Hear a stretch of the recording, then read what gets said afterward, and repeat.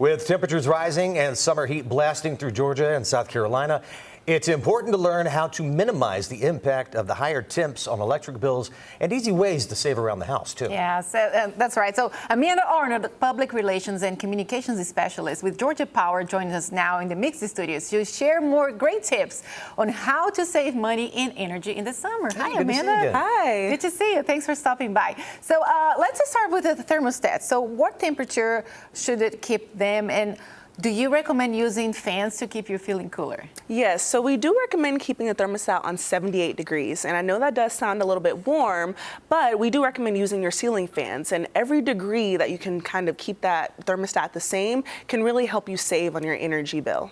Okay, I don't think Heidi's going to be happy with Oh, that. no, she's not. No. And I've always heard that, the 20 degree difference. If it's 100 degrees outside, it's going to be 80 degrees in your house. Yes. Back and forth deal. People are shaking their heads at home right now. Probably not too nice, but it is what it is. Let's talk about the flow, the airflow. How often should we change the air filters in your house? So the standard air filters like this one need to be changed once a month, but the pleated ones need to be changed every 3 months. And you also need to remember that your air conditioning unit, your HVAC system, needs to be professionally looked at every once in a while. You really need to make sure that it's not overworking, therefore using more energy that it needs to use. And what happens if we don't change them often? Well, it gets clogged and then it's not working effectively. So you really don't want it to be overworking and really working too hard to cool your house down. Okay. Yeah. About tips for doing laundry here.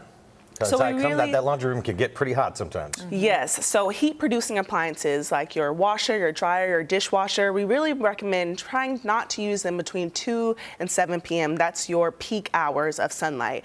And so we really want you to wash with full loads using cold water. So you're not just washing just a few shirts or a few pairs of pants. Make sure it's a full load so that it's moving with the most efficiency.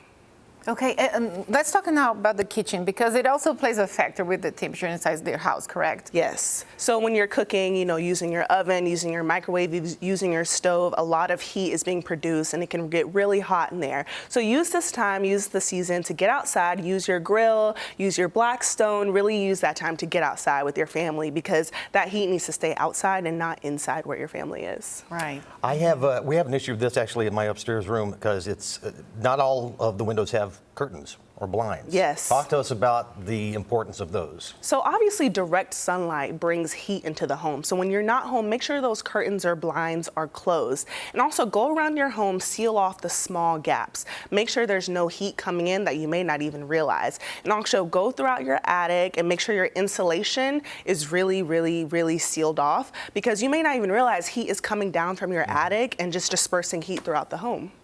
Amanda, what about the refrigerator?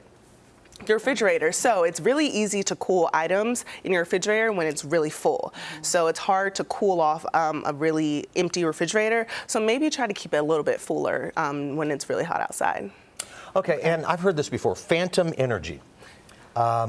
Something's plugged in, you never use it that much. What's the deal? Do you want to unplug this? Yes, so if you're really not using something and it's a really warm day, go ahead and unplug it, because you may not realize it, but it is using energy.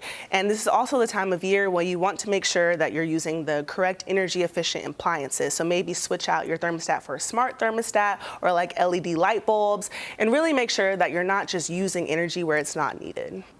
All right, great tips, Amanda. Then where can people go for more information? People can go to georgiapower.com/save for more information and resources. All right, be sure you check that out. And Amanda, thank you so much for all the tips. We appreciate it. Thank you for having me. Thank you.